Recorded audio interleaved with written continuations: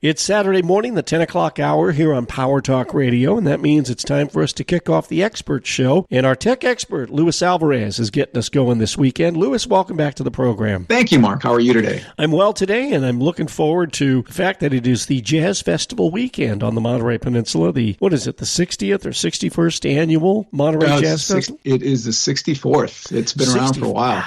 Wow, since 1959 then. Yeah. And you've been involved in it not that many years. I mean, you haven't been at it 64 years. You've been at it, 20 years? I'd say about 15, yeah. Okay. About 15. I was on the board for a long time and was chair of the board, and now I'm no longer on the board of directors of the Jazz Festival, but I'm a friend of the festival and still involved. We had our big gala event celebrating Tim Jackson last week to kick things off on Thursday, and things will continue throughout the weekend with great music and great celebration of Tim's legacy, 30 years as artistic director, but also just all things jazz and music. So if you have a chance to come on down, tickets are still available for the grounds area. So the arena is all sold out, but grounds tickets are available. And if it's a nice weekend, you should make it a point to come on out. One of the neat things about the Jazz Festival, too, if you happen, or any music festival at the fairgrounds, if you happen to be in that particular neighborhood, just driving by or walking by, you can hear the music coming from the festival. And that's always kind of a neat thing, a very Monterey kind of thing. Absolutely. Even from my house, when the wind is blowing in the right direction, if there's music playing at the fairgrounds, I get to hear it from here.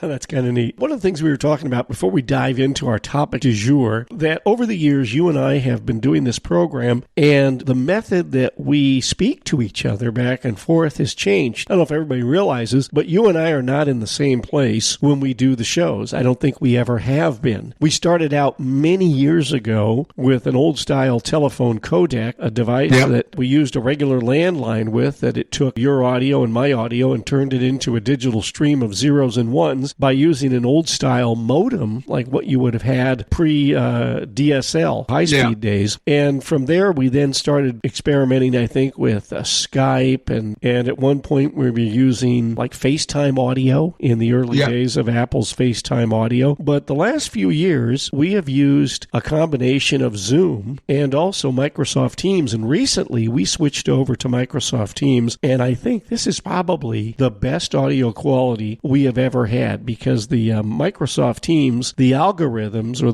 the way it processes and digitizes the audio is about the best that we've run across so far. It is actually superior to Zoom. Zoom isn't bad, but I think Microsoft Teams has really lapped them. Yeah, I think Microsoft has made a huge investment in turning Teams into a collaboration platform above and beyond just a meeting platform. And so they understand that includes making the audio and video superior to the traditional Zoom-like meeting and making it more like FaceTime. Like Apple's FaceTime is a really great product that people that are on that platform love to use to communicate more so than calling each other. And that's what Teams is trying to be. And I think they're getting there really close. And speaking of FaceTime, we've used FaceTime before, and we still use FaceTime for a number of different things. One of the great things about FaceTime is that if two people have Apple devices, they can communicate. And over the years, I've used FaceTime audio, particularly for the audio feed for high school sports, football and basketball games, because quite frankly, the cost of audio transports for the type of devices to give you high quality audio from a remote location, and it's a mobile location, right? It's one high school one week and another high school field the next week and so forth. So you can't afford to invest in a particular hardwired device at every place. Exactly. It wouldn't be practical financially. So having a portable transport that basically fits in a person's pocket, which is what our phones are, is really the best way to go. And what we've noticed is that the quality of the FaceTime audio has become much more robust and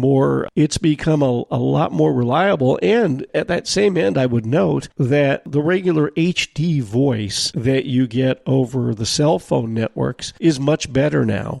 We're seeing a lot more symmetry between the quality of the HD audio between carriers. When they first brought out HD audio with phones, I noticed that if I was on the AT&T network and say I called someone else who was on the AT&T network and we were talking to each other, the audio quality was as if they were in the room next door. On the other hand, if you called from, say, an AT&T network phone to a Verizon network phone or a Sprint phone or a T-Mobile phone, there was a noticeable drop-off in the quality. And what I notice now is that audio, that difference in audio quality is lessening. It's not to where it is if you're on the same network, but it's a lot closer than it was before. So this is kind of an evolutionary thing that's going on with telecommunications. And for the most part, we are really benefiting from it. Yeah, and a large part of it is the power of the processors behind it, especially now that many of those workloads have been moved to the cloud. Rather than depending on the power of the handheld device itself, you can do more in the cloud and therefore make the devices less dependent on processing speed and memory and other things that usually limit those factors. Hey, let's jump into our topic for today, and that has to do with cybersecurity, since we're on the cusp of October, and that's Cybersecurity Awareness Month. But criminals are now going to use AI to clone company directors' voices and steal money, in some cases $35 million or more. Police in the United Arab Emirates are investigating a case where the criminals used AI to really cause a lot of havoc. What happened here? This is something that we've been warned about, that deep fakes and video and voice fakes are starting to proliferate and are going to be used by the bad guys to gain an advantage. And what happened in the United Arab Emirates was that a bank there received a call from a company director. So the bank manager that was working that day got a call from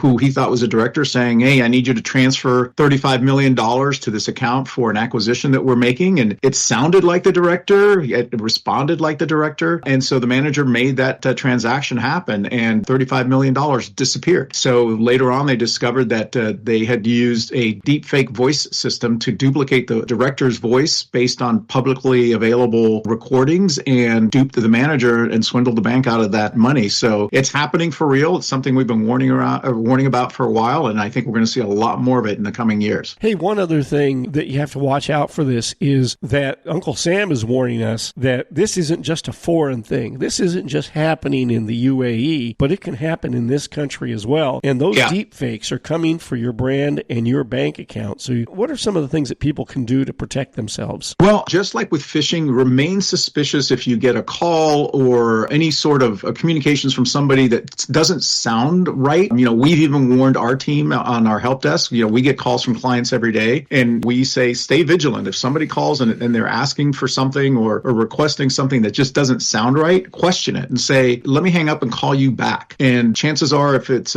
somebody who's using a deep fake voice, they're going to immediately hang up and move on. But you need to be suspicious and be questioning. Don't just accept things when they come. Unfortunately, these generative AI systems will allow these voice impersonation systems to actually have conversations with you. So it's not like you can just ask a question and they hang up. So be vigilant, be aware that these things are out there and that they can be used against us, and just remain suspicious. Right. And I think your idea of saying to the person, hey, let me call you back, what's your number, is really the best way to do it, because obviously they're not going to be able to give you a number that you can call back on that you are going to recognize as being a number that's associated with your company. Yeah, exactly. Or have some other sort of verification system. If you're doing financial transactions, make sure that your banking procedures include a way to verify the request that's coming in, even if it's for a small amount. That might mean, okay, well, send me an email to follow up on this, or let me call you back to confirm that, this is legit, but don't just accept it at face value. Or you ask them a question like, hey, how's your son's softball team doing? Yeah. And then they start answering and you say, well, sorry, you don't have a son. See you later. Ask him something that you know about them if you're suspicious. Because I did get a call a few months ago. I think I told you about that. I got a call one Saturday morning, and this woman was crying hysterically on the phone that she had broken her jaw or nose, and she was at the police station and she needed help. And of course, help being defined as money and lots of it. Yeah. And she was calling me Dad. And then I stopped her and I said, who is this? And she says, it's your daughter. And I said, well, that's funny because I don't have a daughter. And then the line, there was dead air on the other end of the line, and I heard this voice say crap, and the person hung up. So obviously, it's that kind of thing. You just have to always be suspicious. I think that's the thing, is don't fall for these pleas of help and everything like that. Automatically have your red flag go up and start thinking to yourself, this is a scam and they want my money. And that will protect you from accepting just whatever the person says on the other end of the line. Yeah, we've moved from those Facebook posts of, hey, I'm in Europe and I lost my passport, can you send me money, into now having deep fake voices calling us and and trying to take our money away. But the end result is the same. They want to separate your cash from you. And by the way, one of the things you have to watch out when you're online, because social media platforms do a really poor job of ferreting out this stuff. And quite frankly, there's more of it than they could ever get to. But you'll be going through, say, your Facebook news feed, and you will see from a friend posted a video that says, died in an accident. And you're thinking, oh my God, it's my friend. And there's a video there. You click on, well, don't do that. Because the second you click on that video link, that's not a video link. That is the activator switch to download malware into your computer or your phone to take hold of it and to basically steal your personal information or even create ransomware where they're going to want money from you. And so you have to be really careful. You see something like that. And then when you see that show up, like one person, one friend of yours posting it, and they're sharing it with different people that are friends of yours, and it keeps coming up in your feed 4 or 5, 6, 7, 8, 9, 10 times or more, boy, that is a scam. That is the textbook example of how it's done. Yep. And again, your best ally is your suspicion when you're out there in the real world, because it's a dangerous place, and the bad guys know that we sometimes let our guard down, and that's when they can take advantage of us. Exactly. And by the way, coming up all through the month of October, Cybersecurity Awareness Month, Lewis and I are going to have lots of great advice for you and stories about protecting your network and your computers and mobile devices from being taken. So absolutely. Stay with us for that. All right. Online, it's alvareztg.com, @AlvarezTG. That is the Twitter handle. And Lewis, the toll-free number for the I-Team. Give us a call at 866-78-I-Team. That's 866-784-8326.